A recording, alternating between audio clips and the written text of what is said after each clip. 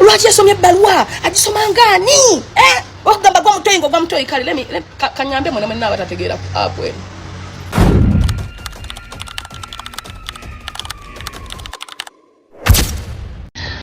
Kati kubya Mirembe n'Nsyambya, this is what I have to say. Zengo mutamivu atategeera. Of course, disregard whatever I'm supposed to say or I'm about to say because that's tegeera. What do I know?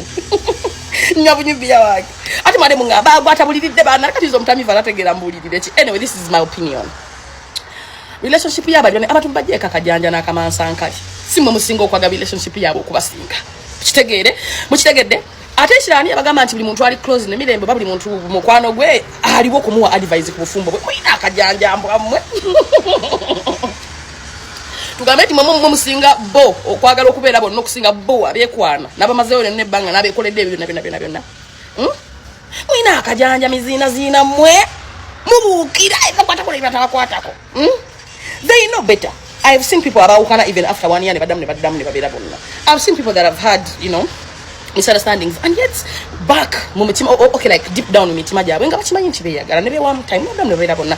If those people are supposed, if they are meant to be together or if they are supposed to be together, they will be together. Era nati bali bakubera bonna, there's nothing you're going to do about it. So akakajanja kamwe mu family zamwe bonna abawukanye bashite mbatuza ne baddamu babera bonna. Mirembe mwina ko Uganda akajanja akabali abana Uganda n'entinko n'engezigezi mwe nyinyi abogera family zamwe zabalemerera. I've seen so many of you ne family zamwe zabalemerera nga nabana balemerera okubalabirira, and you're here giving opinions really guys. I know one thing for sure, twali abadda singa Mirembe kwagala bawe yete wali asinga Nsyambya kwagala mshala we, so they will sort themselves, they will eventually. Mukitegeera, so banange entinko zibere ntono. Guloni no your fake friends, your bad friends, mwagana okuyamba munna tumubawe mu muyambe bwe munalemerwa tuba bemiggo mwebye ebimwe byemusiba mugaziya fucking shit. Kale munvumo kutamivu naye ate abamu ate abasinga mbasinga okutegeera. Ate mutamivu akusinga ate okutegeera like really. Well, kati mwana abadde baguzayo budata bamwe bw'ebitaano nga mwade mwagala bambi okumala gabuukira bye mutategeera. Ndi mukozi ku MBC and nze mukamange kyebampa ku broadcasting mubuze ka bakola ku TV endala. Yeah, at that point niwe nandi badde saagala ngebiri mu sibyagala. I had no choice. Kitegeera mukama wa kuwo mulimu obero ino okugukola. Okay, that left aside. So laba ani abaga mati uli muntu Mirembe gwasinika naye mukwano gwe. Ani abaga nti gwe mulabanga ali mu video naye mukwano gwe. Ekirani abaga nti no relationship ya Mirembe ebadde public ngeriawe erinze buli opinion yejiyamba okubera mwani abadde kino ebbanga libadde wonga babuwaniridde mwe mbadde mbawa amagezi. Mwe mbadde mbawa amagezi, mwe mbadde mbabulire chokola. Mwe ina akajanja Ugandans mubanyira mubukira mizina mwe idiots. Yes, ekintinzo kwa kale kyatusenye kibalemerera ne kituuka kwa iyo level etandi badde okay etandi etagisiza ne kakati njaganya mu kitegere nti buli muntu katulana n'Nsyambya amanyi lwaki mukyala we yatuse kwa iyo level. Era ne mukyala wa manyi lwaki omwami we yatuse ku level bemanyi okutusinga ffenna kubanga relationship yabwe tetugibaddemu nabo, so ebintu ebimu leka nkubulireko mwe abadde bano kunonga mukubaganya emimwa, especially ate abali single musirike abamu babufumbo bwalema. Omanyi at some point babufumbo bwalema mune muli bagezi kubanga I don't know why abantu balowooza nti babufumbo bwalema baba tebategeera.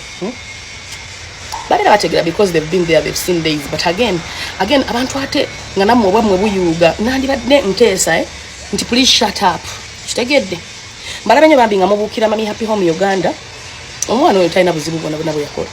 She has no problem because kati okay kangereza kumwe abasajja badde ku buchano bwa mwenga mwasaamirira singa muganda wakomayo wakanga omusajja wabadde amuyisa bubi omugamba dayo obosoka n'owuliriza ne oba maybe no batuza. So what makes you think Nsyambya te babatuza ne Mirembe? What makes you think?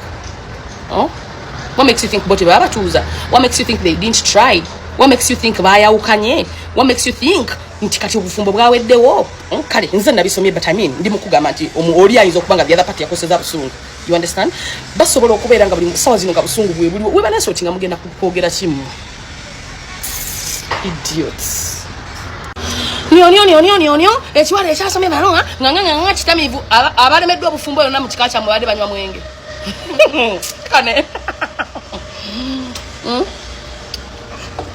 abalemeddwa obufumbo okay gwayogera obulimu ekyakulemesa obufumbo kwali kunywa mwenge.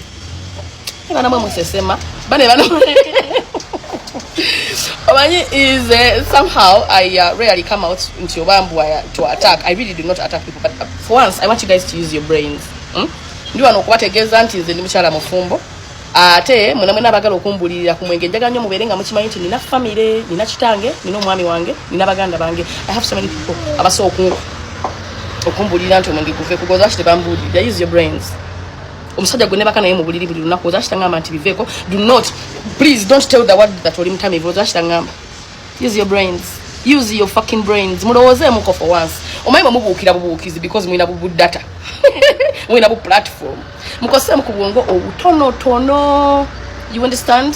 Nze nina abaana that look up to me. I have children, my friend. I have children. Do you think I'm stupid to tell the world that I'm drunkard? Do you think I'm stupid okwata chupeno? You are dense.